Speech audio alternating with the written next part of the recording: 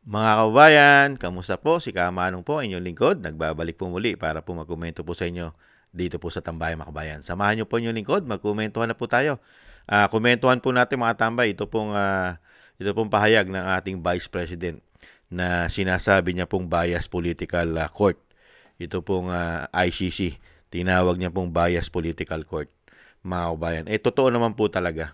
Totoo naman sa nasaksihan po ng mahigit 100 milyong Pilipino kasama ang ating mga OFW, talagang bias ang ginawa nila kay dating Pangulong Duterte. Unang-una, proseso ng pagdakip mga kabayan. At pati po ang Rome of Statutes ng ICC ay hindi po nasunod dito po kay dating Pangulong Duterte. Dahil po sa politika. Ganyan po mga kabayan. Totoo naman po yan. Komentuhan po natin. Ito pong sinasabi pong katotohanan at pawang katotohanan lahat ang sinabi ng Vice President. Tinawag na biased ni Vice President Sara Duterte ang International Criminal Court. Kasunod ito ng desisyon ng ICC na ideklarang fit to stand trial ang ama niyang si dating Pangulong Rodrigo Duterte. Narito ang Express Report ni News 5 Mindanao correspondent Bril Montalvo. Kung na-prejudge na nila ang kaso ni Rodrigo Duterte, na-prejudge na po nato ang ICC as a biased political court, no? Hindi siya court of justice. Ito ang maanghang na banat ni Vice President Sara Duterte sa International Criminal Court hinggil sa mga naging desisyon nito sa mga apela ng kampo ng kanyang ama na si dating Pangulong Rodrigo Duterte. Buwelta pa ni VP Sara, wala na umano sa batas ang mga basihan ng ICC sa kanilang mga desisyon. Ginasite siya ang mga declarations sa family, whether or not dira na hitabo sa Duterte State or sa laing na platform. Ginasite man siya sa ICC. Para sa ako, dili man na legal basis for the court to deny. Yes. Based on statements of relatives. Dapat factual ka kung unsa makita nimo dito sa kaso or sa circumstances surrounding the case. Tanong pa ng bise, bakit pati mga joke sa tao at libro ginamit umanong basihan ng ICC? Naabay legal basis na himuon imong base sa imong desisyon ang joke sa tao. In one of the decisions, nag-cite pa sila og libro. Ginuo ko, Newspaper article. libro. So wala gani kakibaloon sa motive sa tao nga nisulat sa libro, 'di ba? Dahil dyan, inaasahan na umano ni VP Sara na ikukulong talaga ng ICC ang kanyang ama. I-assume na lang nato na ilagi ng ikulong. Mao magid na ilahang clearly mao magid na clearly dinha magid padulong ang ilahang mga actions. Kaya mensahe niya ngayon sa mga taga-suporta ng dating Pangulo, Di na ta mosaligan ng ICC. Uy, maghuna-huna na lang siguro ta sa karon ba sa edad ni PRD. Ang huna-hunaon na lang nato no kung unsa ang makahatag og moral support sa iya. Di na lang nato na huna-hunaon ang ICC because clearly dili man siya unbiased. nagbabalita mula sa frontline, Bril Montalvo. Totoo naman po talaga ang ginawa at nangyari po. Lahat po ng sinabi ng Vice President ay pawang katotohanan po, mga kabayan. 100% tama. Talagang naging bias po, mga kabayan. Saan ka ba naman nakakita, mga kabayan, na isang dating Pangulo, mismong bansa pa, ang naghatid sa dating Pangulo diyan po sa ICC na walang due process. Saan ka nakakita? Paano mo sasabihin hindi bias? Hindi ba? Una-una, tinanggap. Tinanggap nila. Pangalawa, wala na po silang jurisdiction sa ating bansa. Itong ICC dahil hindi ka naman miyembro. At hindi ka na miyembro. Biruin niyo po 'yun. At talagang politika po 'yan, mga bayan. Kaya nga po bias political court Pamumulitika. Sa tingin nyo, kikilos ba yan? Kung walang, hindi po ba? Pera-pera, umano. Kaya Kaya wag po kayong malungkot, Vice President. Ang panahon naman po ay lumilipas. Lumilipas po ang panahon. At hindi naman po lahat ng panahon ay sa kanila. Yung ginawa nila kay dating Pangulong Duterte ay aanihin din po nila yan. Baka mas higit pa umano. Hindi po ba? Dahil yung ginawa po ng napakagaling na presidente sa kasaysayan ng ating bansa, napakagaling ng inyong ama na Pangulo. Lahat ay nilabanan niya.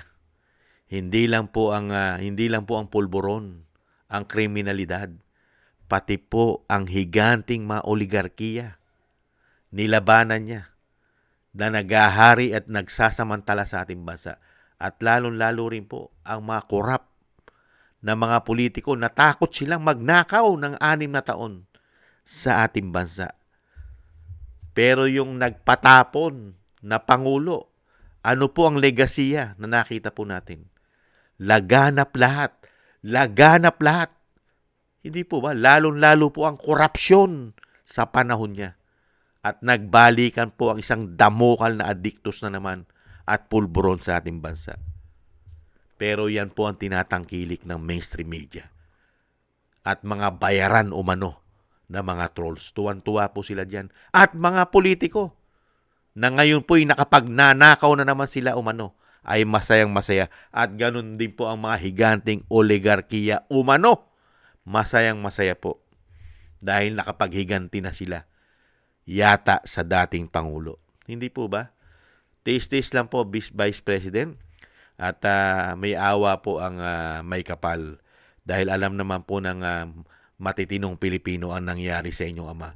Ang mga matitinong Pilipino at alam na mga matitinong Pilipino ang ginawa at paghihirap at sakripisyo ng inyong ama para po maprotektahan ang mahigit 100 milyong Pilipino kasama pong pinoprotektahan ng mga OFW ng 6 na taon ni dating Pangulo at napakaraming nagawa ng inyong ama sa bansa. Hindi lang po ito ini-expose at ipinagmamalaki ng mainstream media. No. Bawal yata sa kanila. Ang achievement ng dating Pangulong Duterte ay ibalita nila. Hindi po ba? Mas gusto nilang ibalita ang pagbagsak ng mga Duterte umano. Pero yung mga nagawa, never. Napakahirap po nilang ibalita umano. Dahil nga po ang may-ari ng malaking mainstream media sa atin ay nasagasaan ni dating Pangulong Duterte umano. At naghahari ngayon sila umano, mga kababayan. Kaya nga po dito sa mga sinasabi ng Vice President na talagang bias. Totoo po, bias political court. Yan.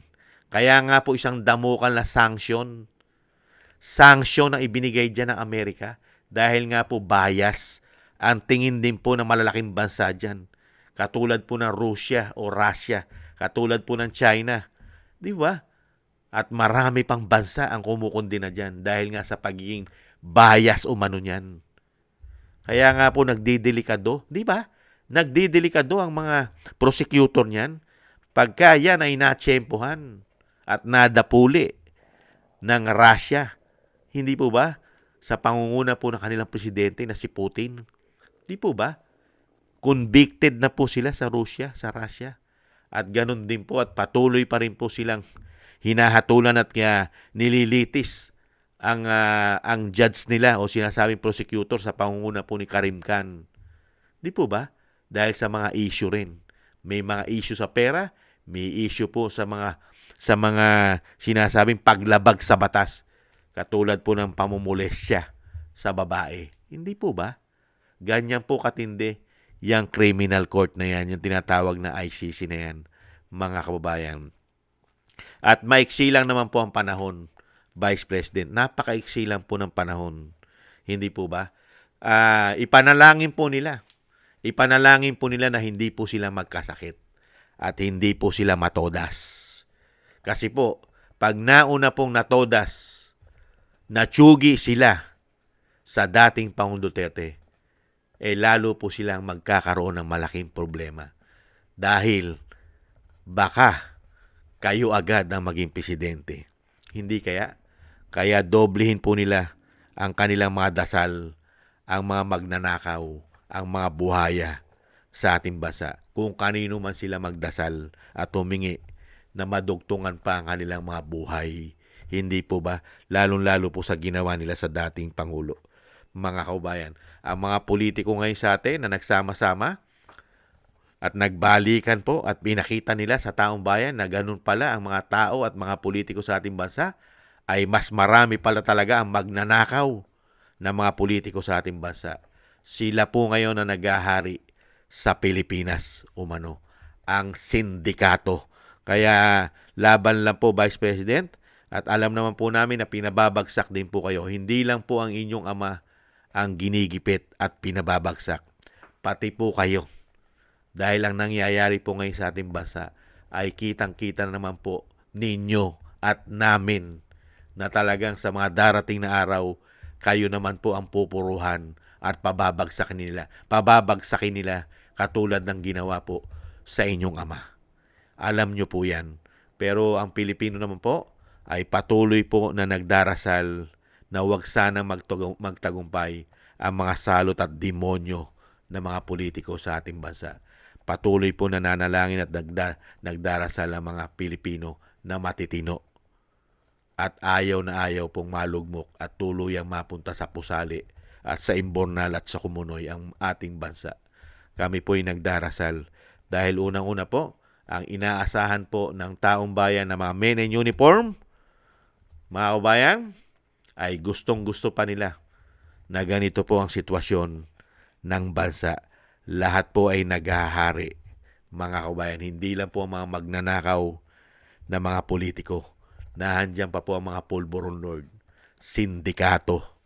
Hindi po ba? At napakarami pang iba. Pati ang makakaliwa ay nagbalikan na naman at buhay na naman sila sa mainstream media, mga kababayan. Kaya umaasa pa tayo. Hindi naman tayo pababayaan ng may kapal. Lalo-lalo po, meron naman pong dahilan din ang nangyayaring ito. At hindi naman po ito ipagkakalob ng may kapal na pananatilihin po nila na maghari tuluyan ang masasama sa ating bansa. Umaasa po tayo, mga kababayan, at patuloy po tayo manalangin at magdasal na wag na pong patagalin sana ang ganitong bulok na sistema dahil nakita na po natin ang pagbabago. Ang pagbabago pong binigay ng dating Pangulo ay nakita po natin kung paano nakaya pala ng isang bansa. Meron lang pong leader na matino. Kayang makabalik, kayang makabangon, at kayang respetuhin ng napakaraming bansa. Yan po ang nangyari sa panahon ni dating Pangulong Duterte.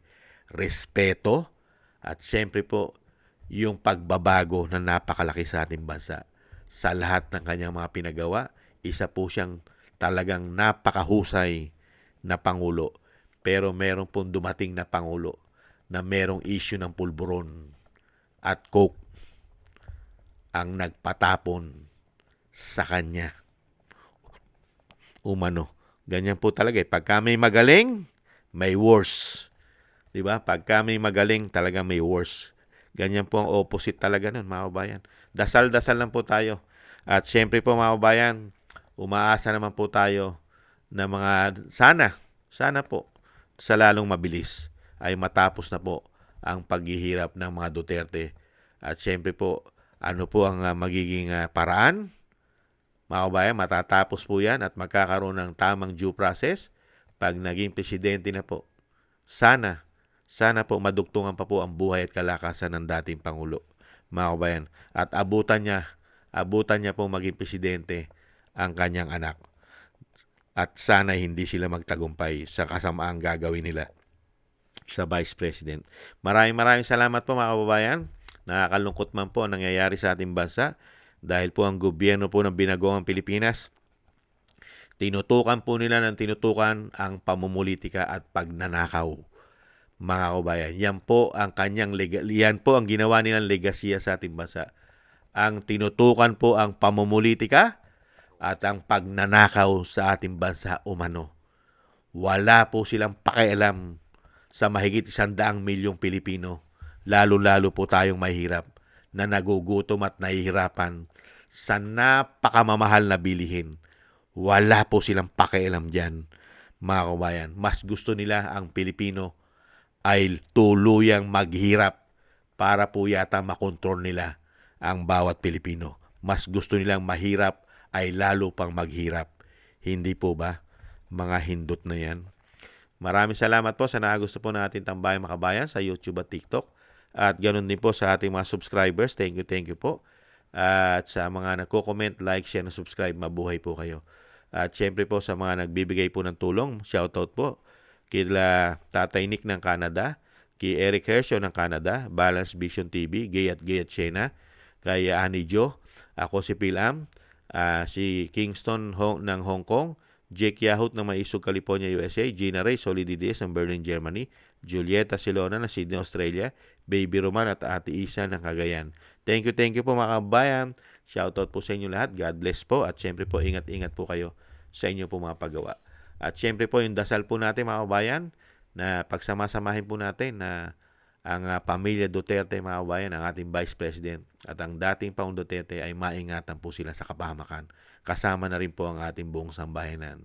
Maingatan po't madugtungan pa po ang buhay ng dating Pangulong Duterte at makamit niya po sana ang totoong katarungan.